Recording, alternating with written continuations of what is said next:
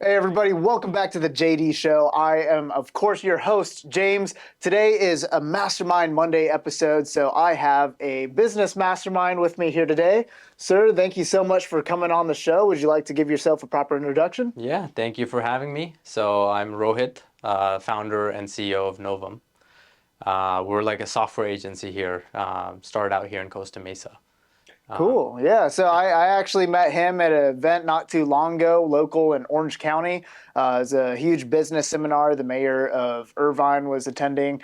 But with that being said, man, there's a lot to go over. All right. All right, so tell me, pretend I don't know anything about your business, and we're just now talking for the first time. Yeah. Kind of like go over the full details so the audience has a really good idea of exactly what it is you do. Yeah, for sure. So as a business, we basically help consumer brands with technology and design, right? So technology is things like an e-commerce store, the software that kind of operates their business, right? We call it an ERP system.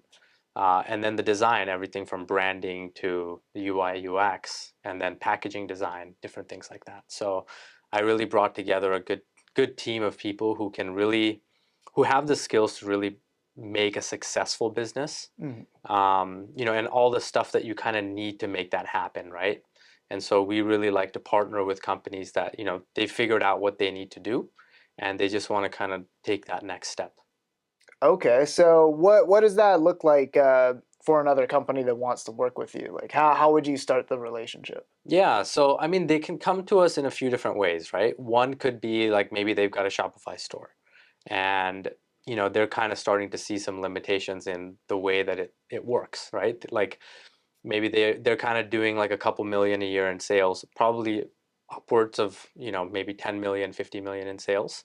And they're starting to see that, okay, this website isn't really it's not pulling its weight, right? It's slowing down. They got too many stuff going on. So they come to us to really build something much more custom and more premium.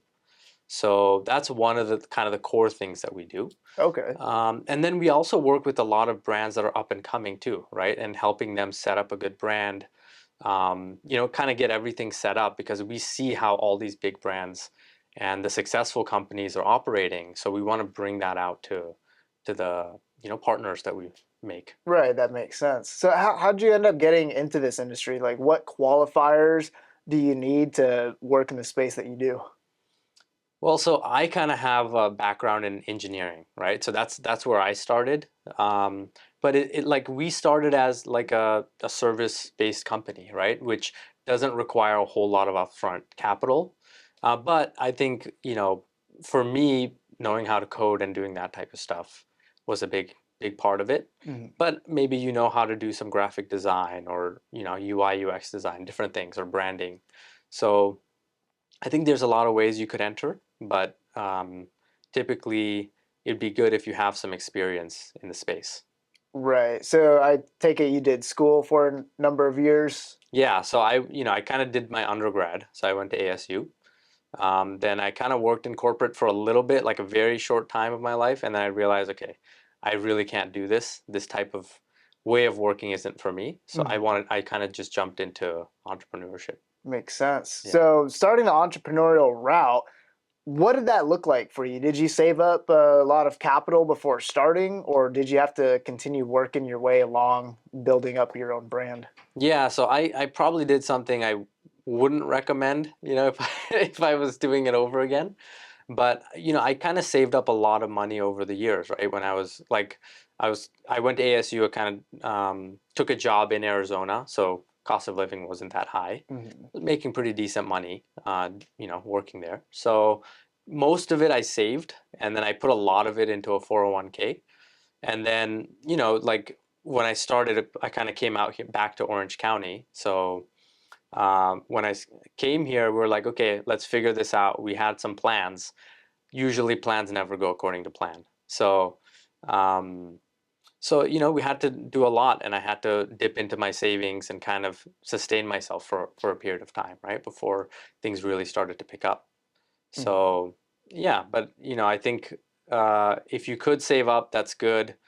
it's kind of like if you're able to manage working on a day job and then do this, I think it's good if you can find a partner or business partner or someone who can, maybe generate some business, or if you have those skills, if you start networking and building up, some relationships, that's generally a good way to start. Makes sense. So did you have a partner in the beginning of all this? Yeah, so he was actually a good friend of mine. When we went to high school out here in Riverside County area, Marietta. Okay. So he had gone. He went to Stanford. I went off to ASU. We just got back together and said, okay, let's start something. So that was good. And we worked together for like 5 years. And then he wanted to go. He kind of came upon like a startup that he found, so he moved on to doing that. And I wanted to stay here actually because I was really interested in this business. There was a lot of insights that I gained over the years in kind of running an agency, Hmm. so I wanted to really continue that and find better ways of innovating on it.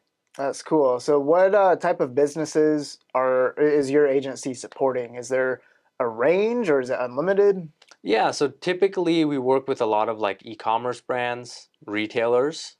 Like I would say our sweet spot is like the businesses that are doing like the 2 million a year to like maybe 10 million a year, like 10 to 20 employees type of Hmm. range. We've done some like kind of um, like small projects for larger companies like Apple, TikTok, Tommy Hilfiger, those types of people. Hmm. But those are like, okay, they want some like they have a sweepstakes running, or like the iPhone 13 launch. We were part of that website. Okay. So these are like websites that are maybe not like long running, but they have like very specific things. They usually spend a lot of money and resources onto these things. That So makes sense. So basically, you're essentially like a form of a marketing agency in a yeah, in sense. a sense. So like we don't like run ads or do stuff like that, but we help them establish like the fundamentals, right? Hmm. Help them get a brand in place if that's what they need. Kind of make sure that the technical parts of it all running well, and then we kind of work. We can like if for instance like influencers, right? If we work with influencers, we can kind of collaborate on okay, what kind of products should we kind of put out there? How should they be packaged? Things like that. Okay. And then yeah. So is working with influencers something common that you guys do? Yeah, it's kind of like a new area we're exploring. So, so it's definitely been pretty promising. We've gotten, quite a few people that have been Mhm. interested in Yeah, it doing this makes with us. sense because I always say that we now live in an attention-based economy. Yeah, So whatever way you can garner attention yeah, is how you're going to make sales, no matter what it is you do. And yeah, social media is taken over as the main source of attention. yeah, Like Instagram is basically everyone's personal portfolio and resume yeah, for either themselves or their business. YouTube, like you're able to create content, create podcasts like this, share right. it out there. And it's like if you don't have social media these days, you're like behind in the game because everybody's transitioning to social media based advertising, Yeah. social media based companies, and just influencers themselves can create their own brands based off of their individual popularity. Yeah, and I feel like that's becoming such an interesting thing, right? Because now you don't have to put your business or your life at the mercy of somebody else employing you, right? Like if you could build up a good brand, like a personal brand, Hmm. I mean that's a lot of security that you can have where you don't have to be afraid of, hey, like am I going to get fired? Do I need to go look for the next job? Like I don't like this job. I want to go look for something else. So I think, the kind of technology that's available today and, like with social media and everything, it's becoming so much easier for people to start something. So, Right. so I'm pretty excited for what's coming. Yeah, that's cool. So, how many would you say like typical businesses are you guys supporting right now, and then how many influencers are you supporting? Yeah, so we've got about 10 clients that we run, just it's like an ongoing type of Right, engagement, because you can right? only take on so many at a time. Yeah, Hmm. and I'm kind of building a team now, right, that can scale up. So I've got kind of a community of skilled professionals that can come on to projects as they start. Um, But yeah, I think, typically we like to establish more long-term relationships, rather than just trying to like crank something out, throw it at our clients and say, okay, let's move on to the next thing. Mhm. So typically that's a much more sustainable way, I would say, of doing business in the service space. Um, yeah, and I think uh, much more rewarding too, because you build a good relationship with the people you work with. Right, that makes sense. So you talked about building a personal brand. Hmm. So what's like I don't know, give me an example. Like say I came to you and I wanted you to help me build my personal brand. Hmm. What would be your first steps to implement? So I'm more from the technology side, but I've been kind of inducted into this, right, with my partner who's Mhm. in who does a lot of the branding side of things. But definitely, start out by getting a good presence. Like, what is it that you want to put out there? Being clear about that, and then having a consistent brand identity would be a good start, right? And then yeah, like you said, like what What you're does a doing. consistent brand identity look like? Is that, kind of tailoring one's niche or image online? Yeah, I think there's a lot of experimentation you have to do, right? So maybe in the beginning, it's a little bit hard to know exactly I'm going to be talking about this thing. So you probably have to kind of figure out what is it that you're really interested in, that you're passionate talking about, Hmm. and then just kind of putting it out there and then figuring out, okay, how do I present this? What are other people who are doing kind of the similar thing that I want to do doing, right? And then kind of really studying that. How are they, how are they posting? What do their thumbnails look like? What are all of these different aspects that they're doing, right? What are the different touch points that they have? And then starting out with that. And then, like when I think like trying to monetize too early is probably not a good idea, right? When you hit a certain size of audience and you know that people are really actively engaging with your content, they're really interested in it, I think then you've got some good opportunities to start thinking about that. Right, that Yeah, makes sense. yeah, Yeah, because once you do have an audience, like you can start selling product. right. Yeah. So is product something you dive into as well with your agency? Yeah, so that's like the major part, right? Because like we can't really help people, start an influencer brand from scratch. I think that's up to each person to figure out what that is. Hmm. But I think once they get it to a certain point, that's where we can kind of come in and help them really take it to the next level, right? Maybe Hmm. polish up the content a little bit.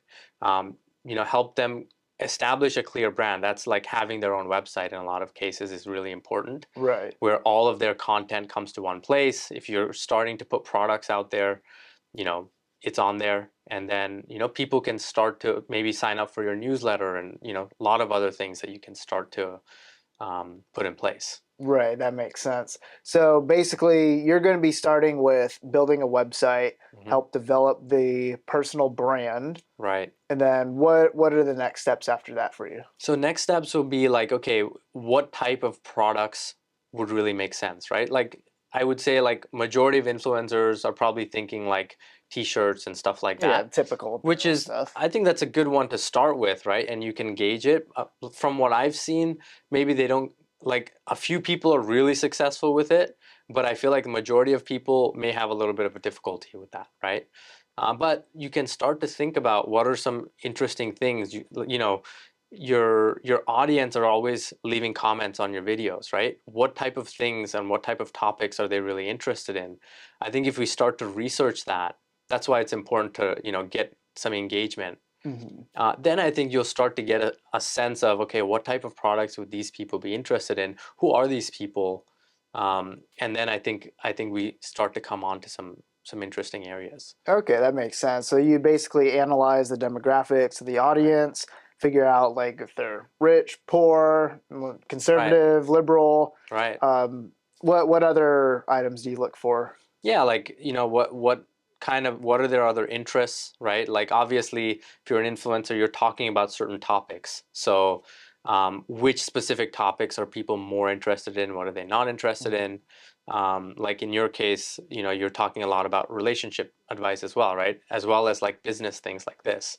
So some people, may really be interested in like branding or doing something, right? Growing their business. So maybe you partner with somebody to offer that type of stuff. Mhm. If it's in the relationship side, maybe there's some really good products there. So it could be apparel, could be some Yeah, fashion. do you work with like online coaching programs or online courses? Yeah, we've done a few online courses Okay. too. So I put out a couple courses myself. It's like very technical side of things, but yeah, so we've done some interesting things there, kind of packaging up content that people have built, if that's the Mhm. type of thing that people are doing, right? Right. Like if you're coaching somebody, how do you really turn that into like a structured course that people could go through um, as a way of kind of, maybe you charge a little bit for that and then they can get into consulting, right? Rather than going directly into consulting. So Mhm. yeah, that's another very good product. It could be guides, right? Like if people are building things or creating things, like woodworking, for instance, Mhm. they might want to create some guides for other people for their audience and sell those. So yeah, Mhm. it could be a lot of different things. It's just it should be very tailored to your particular brand. Some people just drop, like they'll design like very interesting apparel, right? Like and come up with limited editions and then Yeah. and drop Yeah, those. I've seen all types of apparel items out there, Oh yeah, and I don't know. In my opinion, it feels it's a little overly saturated. Like, how many T-shirts do you really need to buy from all these different brands that are manufactured from the same place, right? right. But when it comes to like online courses, like knowledge material that you can purchase, I feel Yeah, like that's blowing up right now because everybody's trying to figure out a way to make extra money yeah, or like develop some type of skill set that can help them in life because the economy is shit. So yeah, everybody's really needing to step up their game just to be able to survive these days. yeah, So a lot of people are investing money into those types of programs, which is super cool. I'm all about it myself. Like I yeah, do some online coaching as well, yeah. more so in the relationship space, a little bit in the business consulting space too. Mm. But you have your experience yourself, like helping develop online Oh courses. yeah, yeah. Okay. So we built some of those. That's where my creative team does an excellent job of that, right? Um, yeah, and like I think the nice part about courses is also that you don't have much costs underneath it, right? Like if you're selling, Almost none. yeah, Yeah. like if you're selling like a physical product, you have to think about shipping. You got to figure out what are your margins and then sell those, and then which is nice. I mean, a lot of really good brands are built on that. But if you're able to create, like, if you're able to sell knowledge, and you don't have to be spending your time doing it, and it's kind of running on autopilot, I Yeah, think you that's a can really create it good one time and then exactly resell it. resell So it. So like if you were saying, there's no messing with shipping, handling, nothing, the price of the product fluctuating, right? right? That It's just happens all the software. time. Yeah. Yeah. So if you could do a knowledge, there's a lot of courses out there too, but I think if it's like that's the nice part is if you've got a good following already built up and people who are interested in working with you, then you could refer them to the course. It's right there. They can click on sign up for it.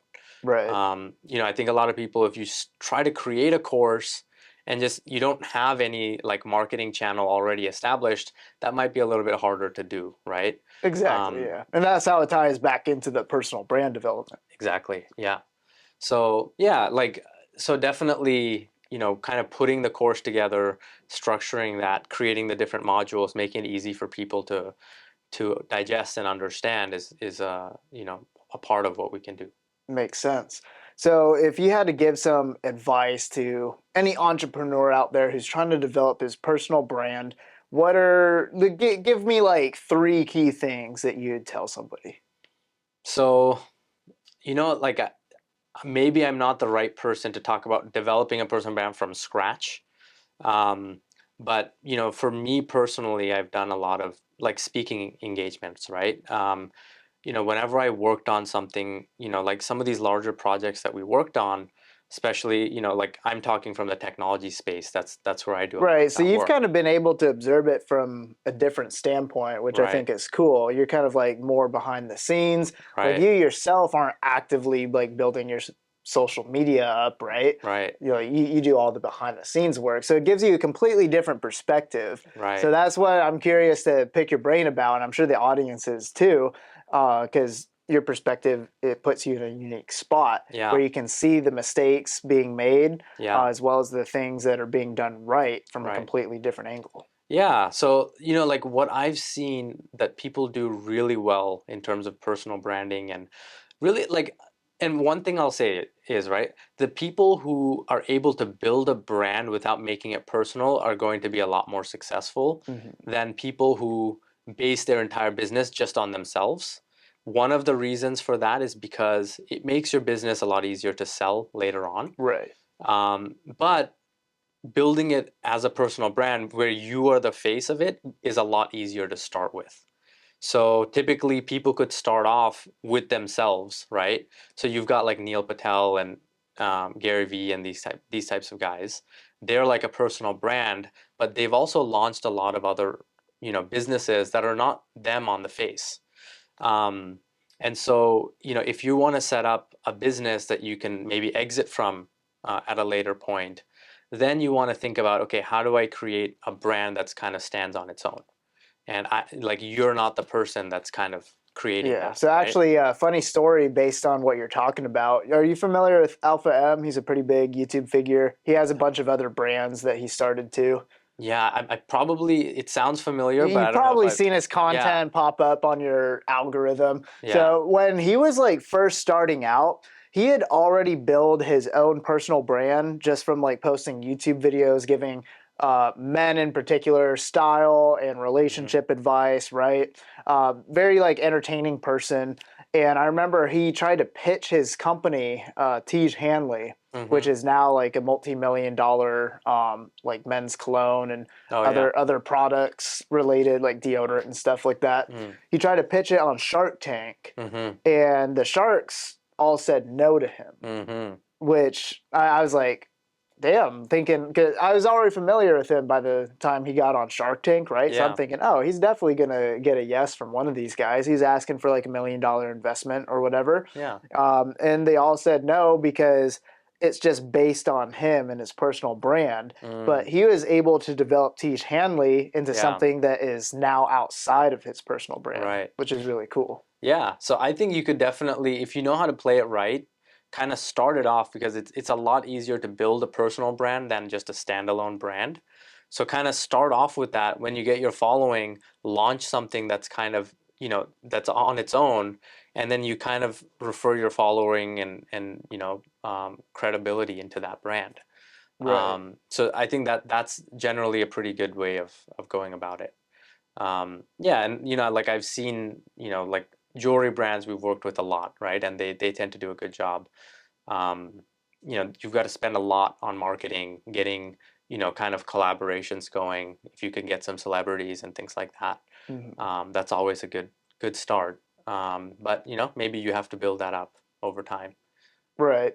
Yeah, no, in my experience, like being in the entertainment industry, working with models, people who are more famous like online through social media rather than through like publications or like mainstream TV, Hmm. those are the ones where, they make one post. If they Oh got a yeah, million followers, I know a lot of chicks with like 6 figure, 7 figure followings on Instagram, and whatever brand that they post on there, that's yeah, like instant hundreds of thousands of people looking at it and then yeah. potentially buying the product too. Yeah, like especially that, which is really nice that if you can, you know, um, if you've got those kinds of relationships, that's amazing.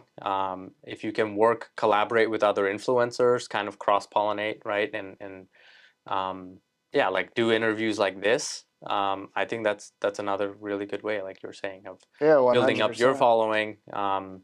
Yeah, and then if you've got a line of products, now like all the people that you're talking to can help you promote that, right? You can share it with them and be like, hey, we're just kind of launching this thing, Yeah, and that exactly. that's That's huge. like one cool thing about a podcast too is it's a really easy networking opportunity. Like I've had Right. on some pretty famous people on Yeah. this show, very successful people Yeah. who I otherwise probably wouldn't have talked to if I didn't Yeah. have a podcast. Right. So I've been able to like utilize the show to expand my network Yeah. and then be able to get more sales in the other businesses that I run. Yeah. Like the podcast itself hasn't made me money yet, but it has made me money in other ways by garnering attention For sure. and expanding my network, which is really cool.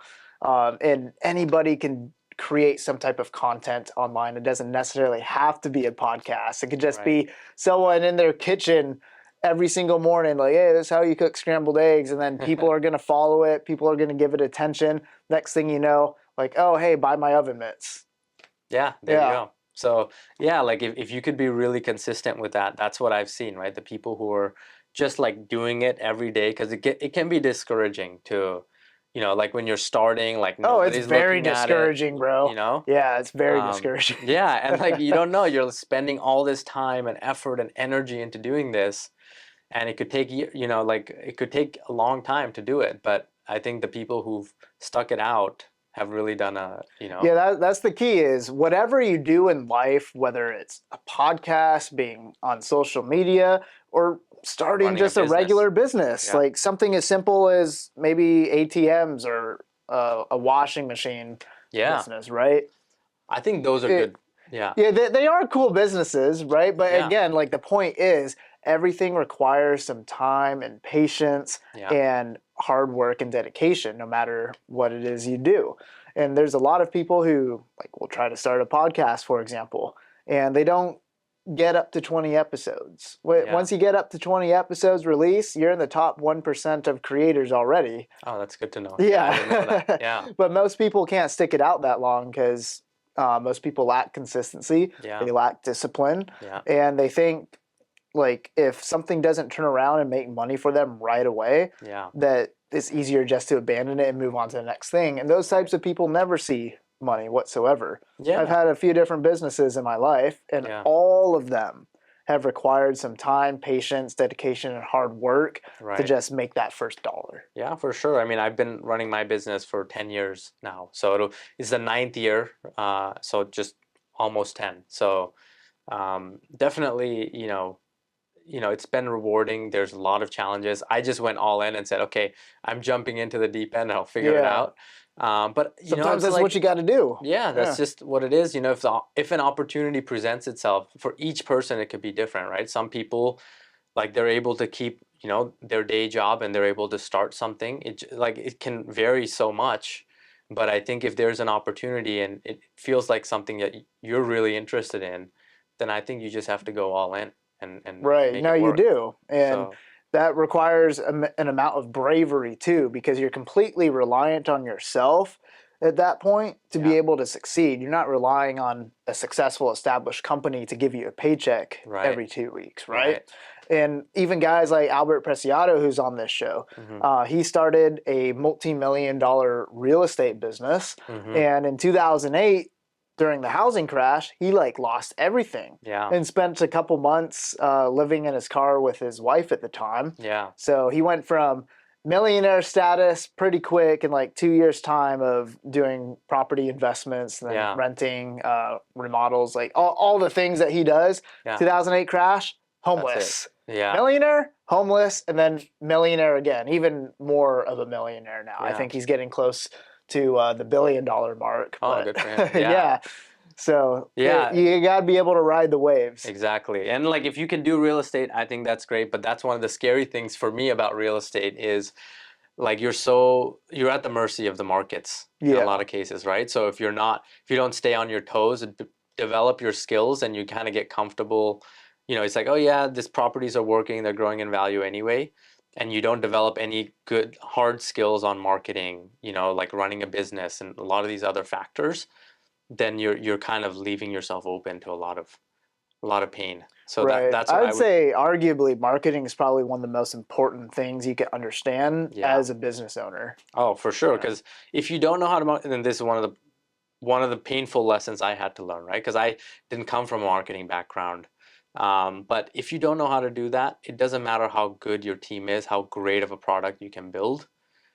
If nobody's there to buy it, then it's as good as useless. So, Exactly. Yeah. like I would say, always start with the demand, create the demand, and then figure out how do you fulfill that from the other side. Like as long as you have some sense of, okay, I can kind of produce this type of thing, right? Product or service. You always have to start with generating the demand for it first, making sure there's a solid customer base, and then I think you can really you have the foundation for a good business. Yeah, that makes sense. So, final thing, I want you to give the audience a piece of personal advice for all the aspiring entrepreneurs out there who may be watching. Mm. What is something that you could tell them, not so much on a business level, but a personal level, Yeah. that would help them succeed when it comes to entrepreneurship? I would say if you can take up some kind of meditation or some form of practice like that, because entrepreneurship is extremely unpredictable. You have no idea what's going to happen, right? Customers could screw you over, your vendors could screw you over. A lot of challenges you'll face. I think if you're able to bring yourself to a place where you can be stable under any circumstance, I think that's one of the most powerful skills you can have to be able to continue doing it. That's a solid piece of advice there, my friend. Well, hey, thank you so much for Thanks, coming on the James. show. Guys, this has been another Mastermind Monday. Where can they find you? So you can find me on my website, so novvum.io, novvum.io. That's kind of, any questions or anything, you can reach out to us there. We've also got our Instagram. It's just novvum.io, just, novvum.io. Cool. And we'll make sure to tag that for you guys in the description down below. With that being said, we'll see you on the next episode.